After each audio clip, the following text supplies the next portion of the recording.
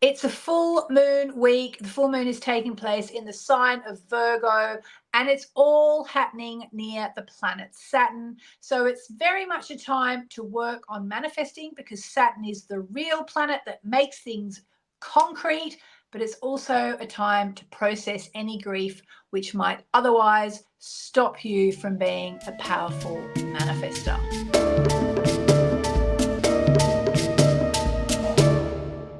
So I actually have an interview with someone amazing for you this week. I'll tell you about in a minute. That's going to chime in with all this Saturnian energy that's around. So this really is a very interesting full moon. It's about lessons that you need to learn. It could be about someone cramping your style, and it's a time to very much try and be as mature as you possibly can. It's taking place in the sign of Virgo. So it's the full moon in Virgo. So Virgo is the planet that's an earth planet. It's very grounded. It dots its I's and it crosses its T's, opposite the sun in Neptune, which is the dreamy, mystical energy that you're going to be feeling.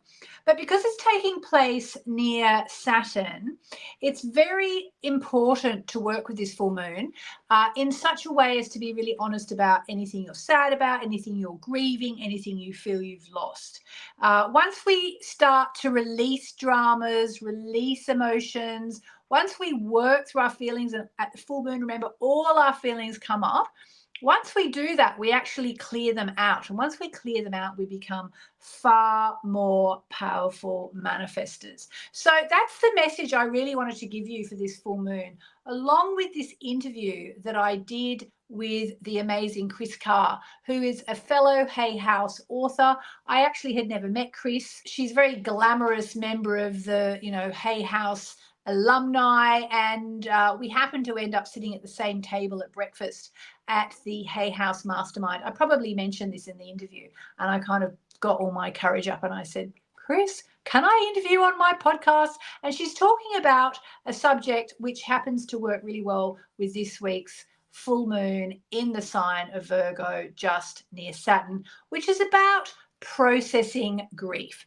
I really think it's worth listening to. I hope you enjoy it. So take it away, Kris. All right. So today I am so happy to welcome to the Mainly Moonology podcast the wonderful Kris Carr, who is a multiple New York Times bestselling author, a wellness activist, and a cancer thriver.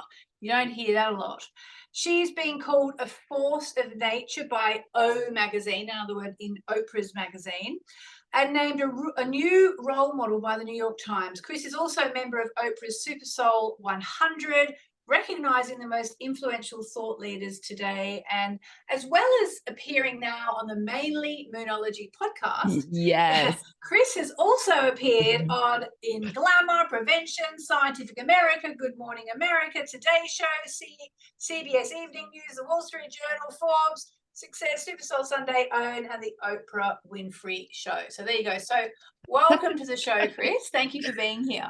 Thank you for having me. It's good to be with you. My absolute pleasure. And so what we're talking about today is we're going to be talking about Kris's new book, which, if I could just get it in focus here, I'm Not a Mourning Person. And it's actually spelt mourning, Mourning. So in other words, I'm not someone to sit around and feel sorry for myself.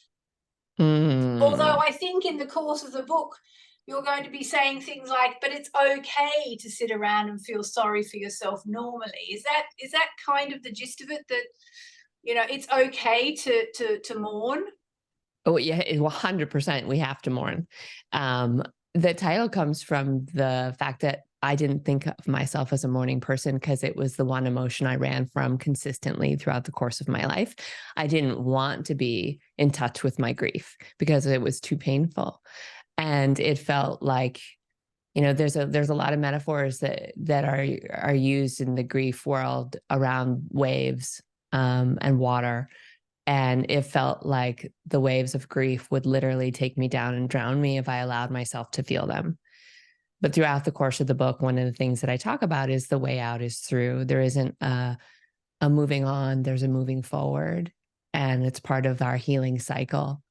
And to not be afraid of emotions like grief and the other emotions that come with grief, because grief isn't a solo flyer, Yeah. you know. And we're not just talking about grief because someone dies, it can be grief, for the loss of a partner or a marriage. I know someone who went through huge grief when I don't want her to be identified by what I'm going to say, but I mean, it could have been anywhere in the world, but someone who was the editor of a magazine, and the magazine got shut down, at the start of like the decline of the publishing era. And I would say she grieved that hugely. So it doesn't have to be just because someone dies. Let's talk. It's lost. Just so people know, what we're going to do today is we're going to talk about grief and loss, but I'm going to try and somehow show you how it can easily be tied in with the lunar cycle, which Kris said she likes that idea, so that's good. Yeah.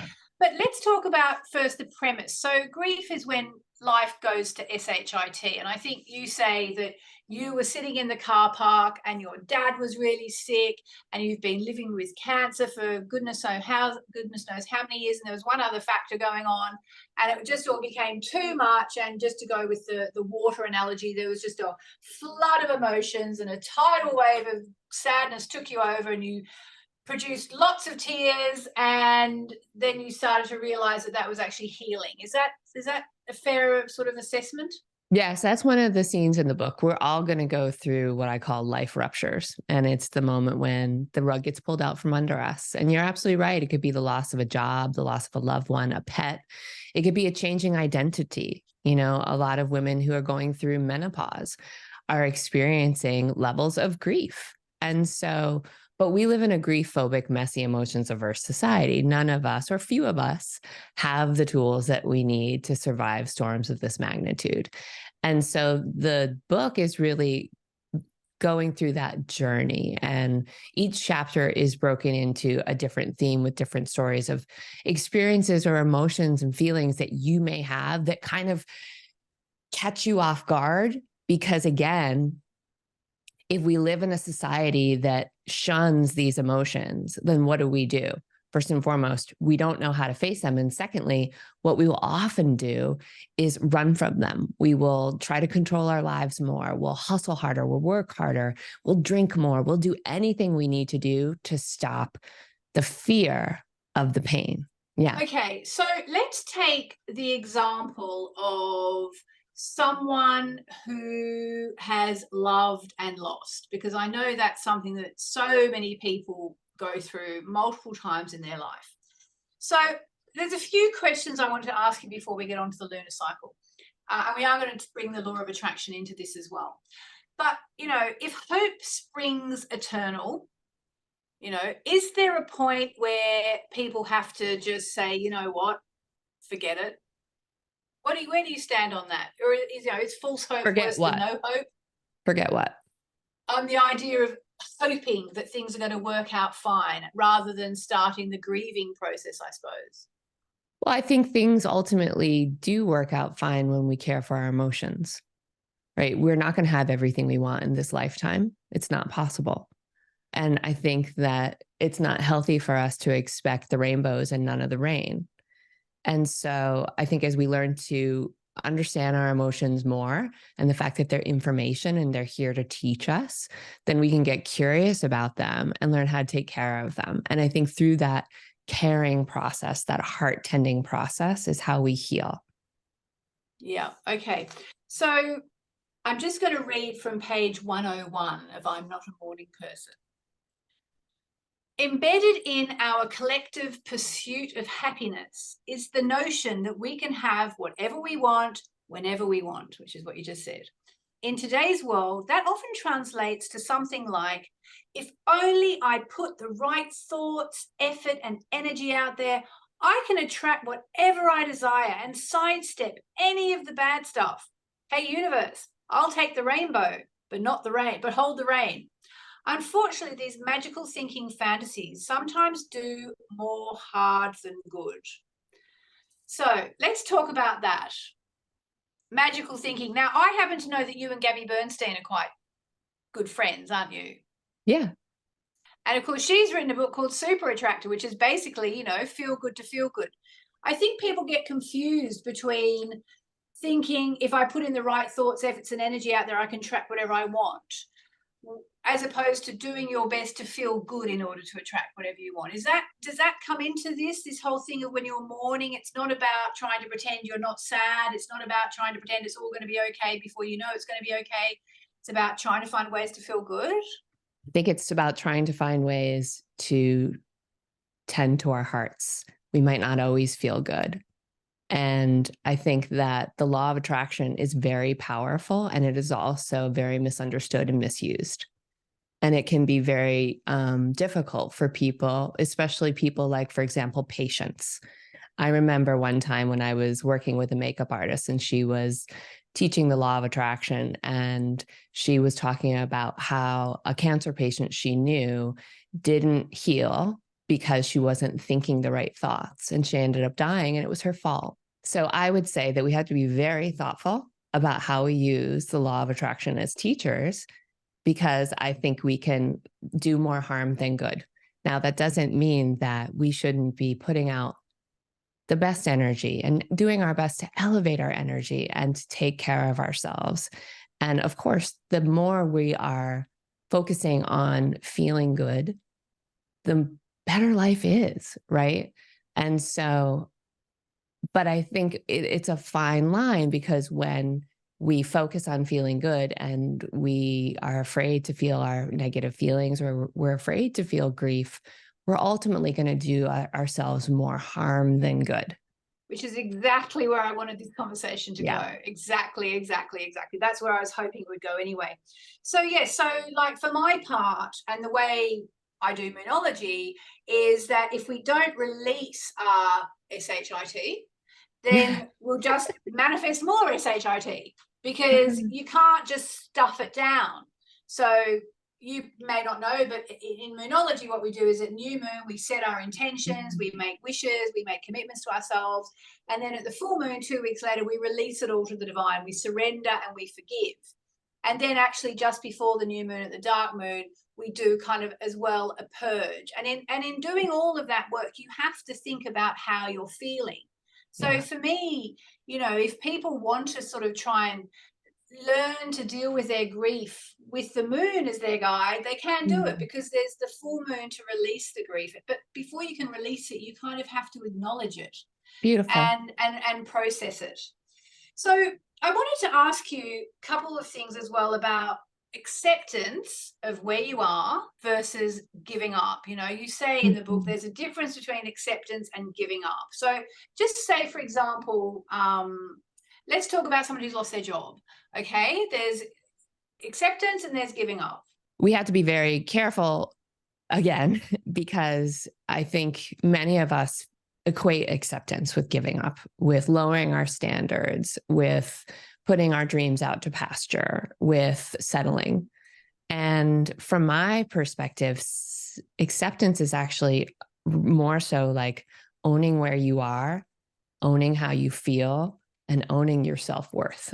And part of that is owning the reality of what's happening for you right now. And so, you know, I've had a long journey with acceptance because I've lived with cancer for 20 years. And so there was a big portion of my journey where I really wanted it to be gone. I wanted to be in remission.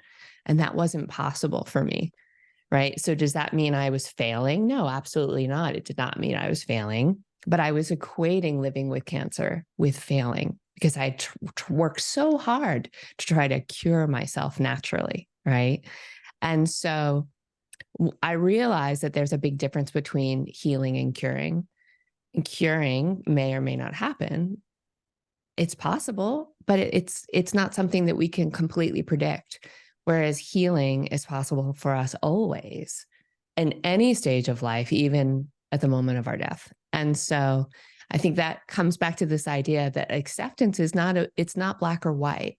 It's not only when this is over can I move on with my life. Acceptance is about living, as I say, in the magnificent gray, and being very truthful with, yes, I lost my job, and I lost my job because of whatever reason. And maybe part of it was because of something that I did, right? Maybe part of it was on me.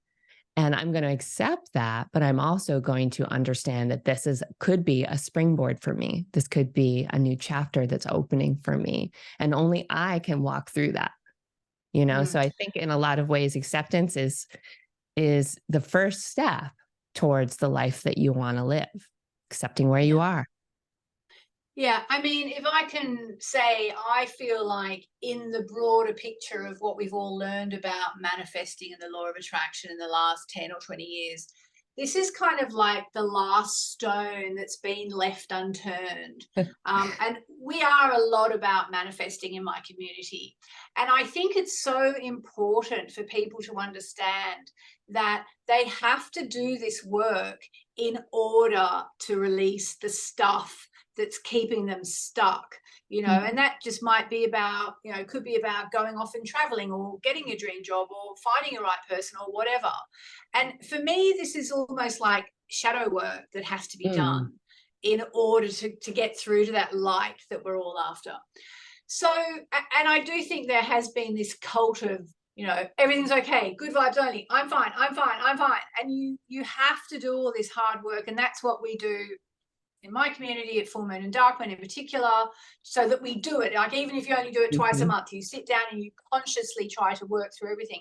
And to me, that's, in a way, what you're talking about is so important, because I think there is, you know, this worldwide movement of people who are starting to understand we do have a way to create our life, but we can't, I think we call it spiritual bypassing, where you just kind of, I'm not looking, therefore it's not happening.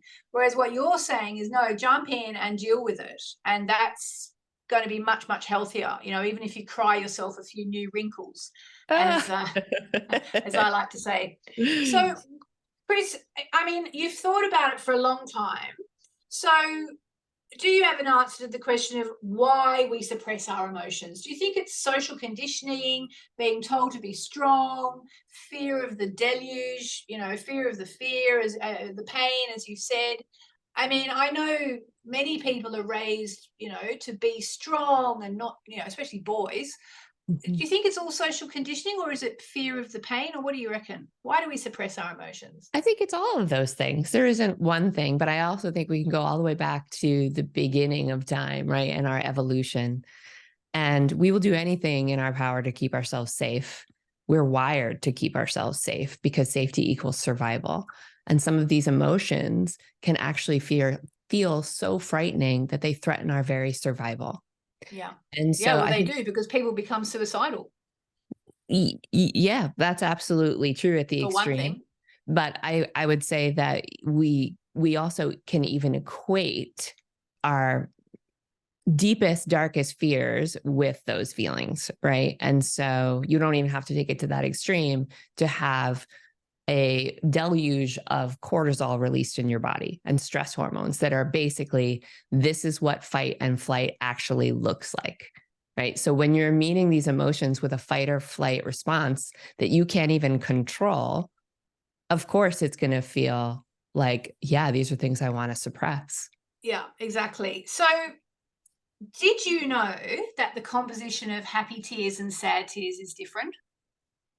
I actually did know that. Yes, I know you know this, because when you write a book, you've got all these notes and you're like, okay, I got to get this in. I got to do that. Yeah. Do some research on that. And that actually did not make it in the final stretch, but I love that you bring that up. Tell us about that.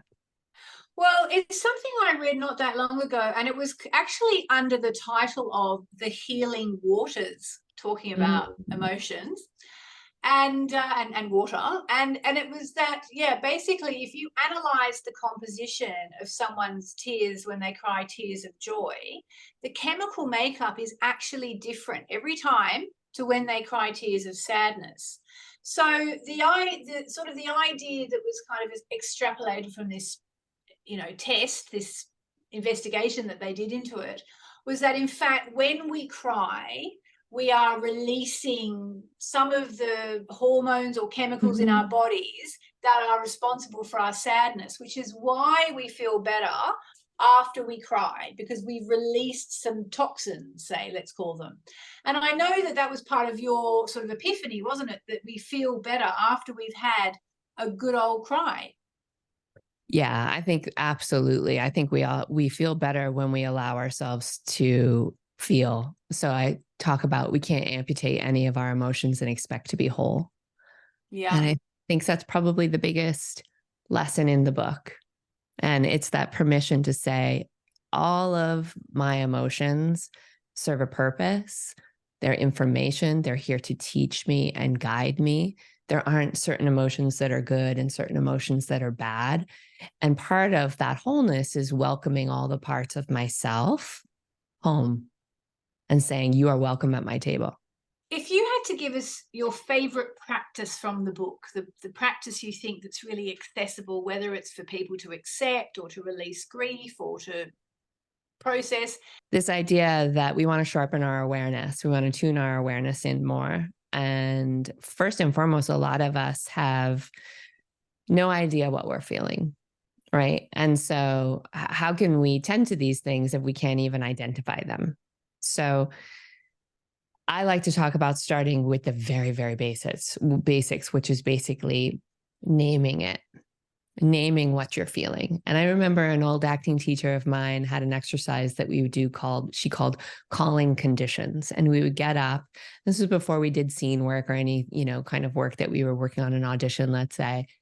And she would just have us call out how we were feeling, like one word at a time, not a whole sentence, not a whole paragraph describing our whole lives, but like happy, anxious, hungry, angry, pissed off, bored, just to actually start to get in touch with those feelings, because those feelings were and are our tools, right? As actors, but there are tools as people, right? And so I would say starting with that, name it.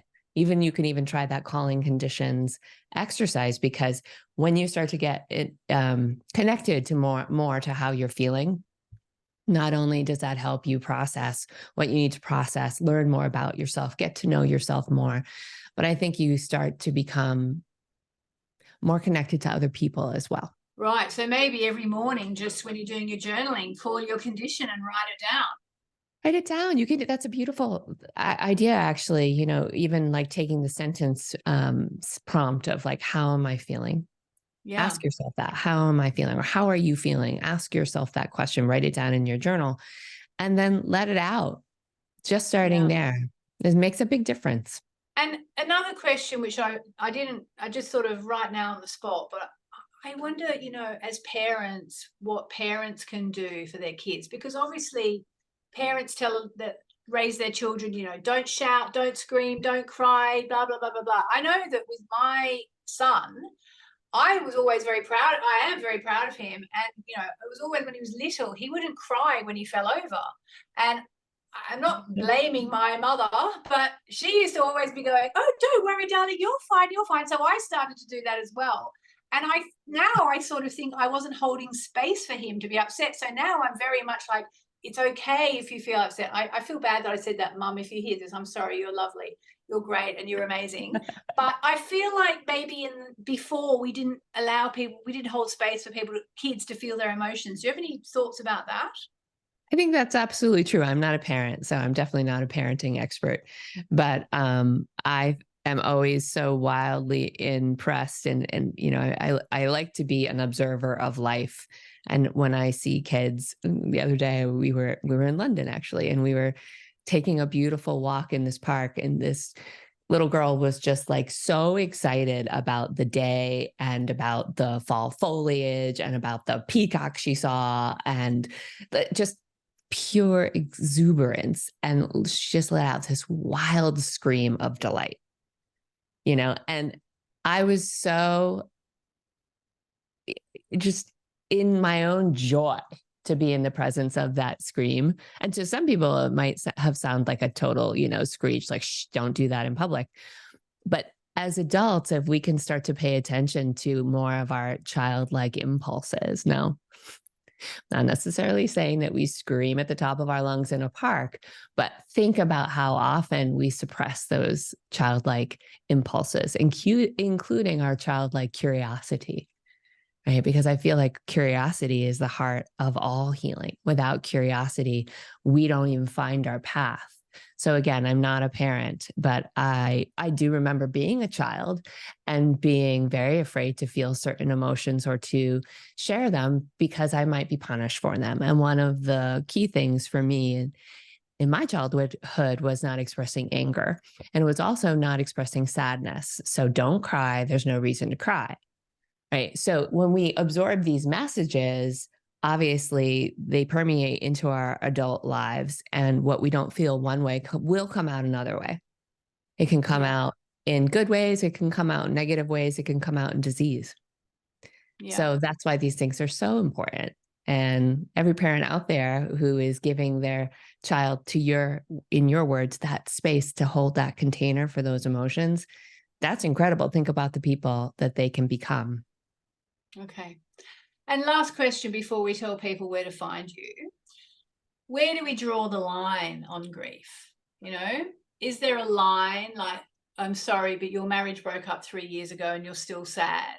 Or I'm sorry, but your dad died 5 years ago and you still keep talking about it all the time. Do we draw the line, or we just grieve for as long as we need to? I think that would be a very arbitrary line. And, that's putting people in boxes. And so you just might, if you're in that place where it is still as painful as the day. And there are moments when I think, Carl Jung has a great saying, and this is not his exact words, but like we keep orbiting around the same themes throughout our life. And with each orbit, we pass a new layer of meaning, of growth. And for me, that orbiting is the mechanism of our healing. It's not something that has a timeline. And oftentimes if you impose a timeline on it, it's for somebody else's comfort, not your own. And you're not here to make other people feel better. You're here to make yourself feel better. And so give yourself that permission. There's nothing wrong with you if you're still feeling deep grief around loss. Loss is the other side of love. We can't have one without the other. The deeper you love, the deeper you're going to grieve. Please don't put that into a box. Now, if it's something that you're really struggling with, we can't do life without support, period. So you may need to go deeper with the help of a therapist, with a counselor, whatever it is that you are called to, but it's not something that we can traverse on our own oftentimes, especially if we're kind of stuck in our grief. But there's nothing wrong with you.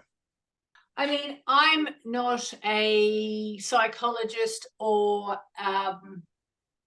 there we go. I'm not a psychologist or a book critic, but I honestly think that this book is covering a hugely important subject. I think there's been a lot of emphasis on trauma in the last 5 or 10 years. And this is almost what you're left with after trauma, which is all the pain and the grief so it's sort of like, it's almost picking up where trauma work leaves off in a way. So well done. Thank you. Thank you for that. And thank you for holding space for this topic, because, it is a difficult topic. And I always appreciate the people who are willing to traverse it with me. And I appreciate you. Oh, thanks, Kris. Well, I honestly think it's a very important topic. And I mean, in my work, I've had people saying to me, and it was someone who didn't know what I do, obviously, because if they knew, they wouldn't have said it. But I remember one person at one point saying, oh, it's just so, stupid. You can't just make wishes and focus on the positive and think everything's going to be okay. It's like, no, I've always said, actually, it's what you do at full moon when you hand it all over the divine, you forgive, you release, you process, you analyze, and at the dark moon, that's actually what makes the magic. It's the letting go, because otherwise you're just full of upset and trauma and drama, and you're just going to attract more of that to you. So I think it's a hugely important subject, and I wonder if it's the first or maybe the first book in the mainstream that's going to start to deal with it, and we're going to start to be interesting to see what happens to the world if we all start processing and dealing with our grief a bit better. I'm with you. I want to add one more thing, because you and I use different language, but we clearly believe and practice very, very similar things. And so as I talked about our emotions being information, I want to also say that our emotions are energy, right? And so if we think about caring for our emotions, what we're truly caring for is our energy, our vibration, our frequency. And that, to me, is how I stay positive and how I stay receptive to all of the goodness that life has to offer me, but also not shunning the things that I feel are too painful, right? It's Yeah. about opening to all of it, but mostly to me, being very thoughtful about tending to our energy.